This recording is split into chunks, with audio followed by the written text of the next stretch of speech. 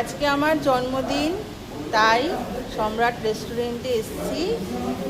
এখন আমার ভেজ থালি এসে গেছে, তোমরা সবাই দেখতে পাচ্ছ থালাতে কী কী আছে। ঠিক আছে, এইবার আমি একে একে বলে দিচ্ছি। বাসমতি রাইস, বেগুন ভাজা, পটল ভাজা, শাক ভাজা, আলু ভাজা, শুক্তো, ডাল, সবজি, ধোকার ডালনা, চাটনি, মিষ্টি, পাঁপড়।